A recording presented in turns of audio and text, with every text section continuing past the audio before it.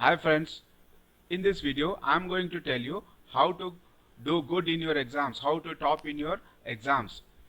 If you are weak in studies or if you are average in your studies and you want to top, you want to come first in your class, you want to score above 95 marks in your class, then you see this video till the end. Don't skip this video, watch this video till the end because I am going to give you some very important tips and tricks. If you follow them, then certainly you are going to do very well in your exams. Students, now as you know, some of you may be appearing for board exams this year and some of you may be having exams in recent coming months. Okay, for you this video is very important. Just follow the tips and tricks what I tell you, and certainly you are going to get very good results. I have told this to many of my students, and after the exams they come and tell me that, sir, we have never scored so well in our exams. This time we have done very well. If we had known these tips earlier, then in our earlier exams also we could have done very well. You might be in tension what to do now. Okay, exams are coming or we are going to appear for board exams. Then follow these steps. First step I am telling you is of revision. There is a scientifically proven method of revision which you follow properly, then see that you will not forget what you are studying. Okay, whatever you learn in the class, whatever you study, you are going to remember it till your exams and maybe for the coming years also when you appear for other exams also. Here, first step we have to do is for revise within 24 hours. See, these steps, as I told you, are scientifically proven. So, what happens? Our mind starts forgetting things after 24 hours. What we saw or what we studied, what we heard yesterday morning, we will remember only 60 to 70% of that till today. Okay, if we don't revise it, then after a week we may remember 30 to 40%. After a month we may remember only 20%, or after a year we may remember only 10%. So you have to remember what you studied in the beginning of your academic year till the end of the academic year, because you appear for your exams in the end of the academic year, especially board exams. Okay, so what you have to do, you have to revise within 24 hours, like what you studied in today's class. Suppose there were four classes in today on the four different subjects. So what you studied in those four different subjects, you have to revise them within 24 hours. Like suppose you went to school on Monday. Okay, Monday what you studied, you have to revise it on Monday evening or max by Tuesday morning before going to school. You can come from school on Monday evening when you are free, or at night you can revise and then you can go to sleep. Otherwise you can get up early in the morning on Tuesday and do the revision. Same way, whatever you study on Tuesday, you have to revise it before Wednesday. You do keep doing this till the end of the week, till Saturday you do this. Okay, then on Saturday or Sunday, what you have to do, you have to do weekly revision. Okay, so you may ask a question now, sir, see, revision of each subject and all the chapters we have studied takes 1 to 1.5 hours when we revise it within 24 hours. But now the time taken will be less because you have already revised it and already remember most of the things in that chapter. So you have to just revise it. Okay, so weekly revision. If suppose one day's revision was taking you 1 to 1.5 hours, then weekly revision will be less than 30 minutes. You can do the weekly revision in less than 1.5 hours. Okay, what you did in 1.5 hours, you will do it in less than half hour.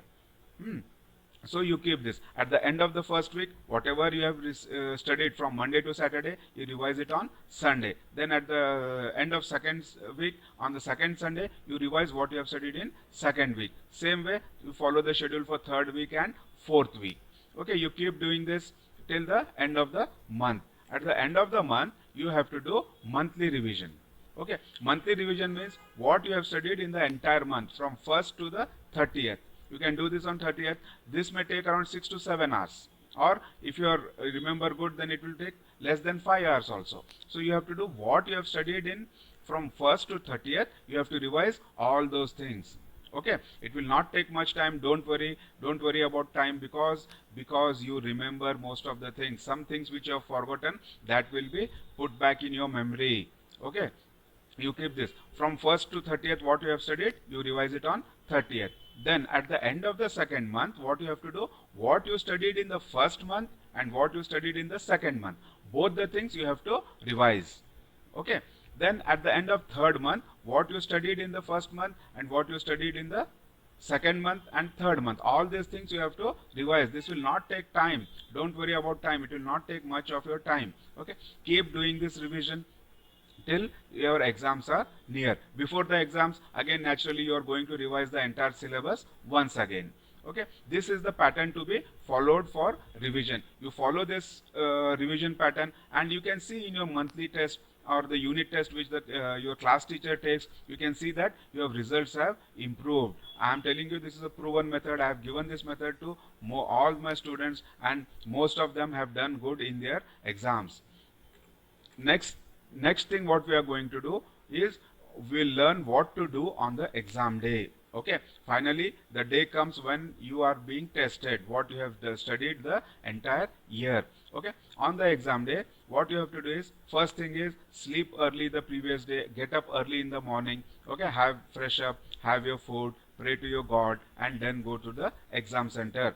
Make sure that you reach the exam center at least half an hour before the exams, so you can check where your number is, where you are going to be seated. You can find out the seats easily.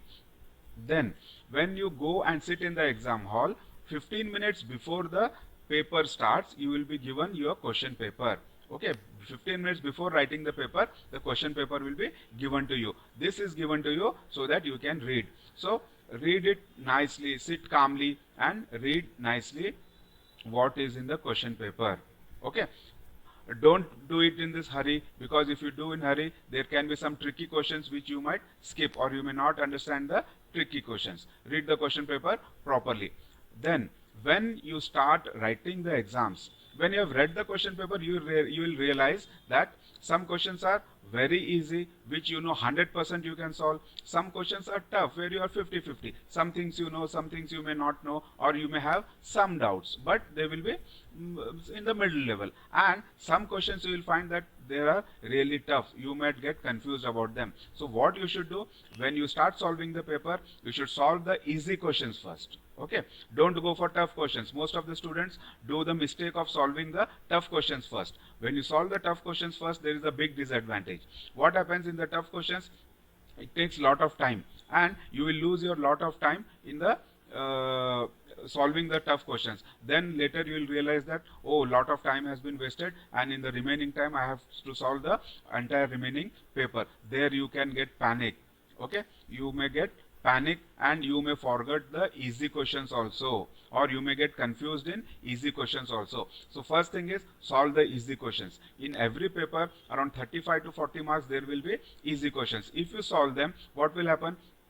That much part of the paper will be over, and you can solve them in very less time. Okay, in very less time you have solved, you will get a confidence that at least now I will pass. 35 to 40% I have done, I will pause, and you will get another confidence that I am writing the exam very well today. Okay, then you go to the questions which are little bit tough. Okay, solve those questions. After solving, you try solving the tough questions. Okay, solve all the tough questions and try to finish the paper at least 15 minutes before the exam ending time.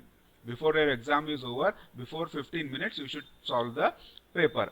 In the remaining 15 minutes, don't get up, don't hand over your answer sheet and go out. Sit in the exam hall, check what you have written. Okay, check what you have written.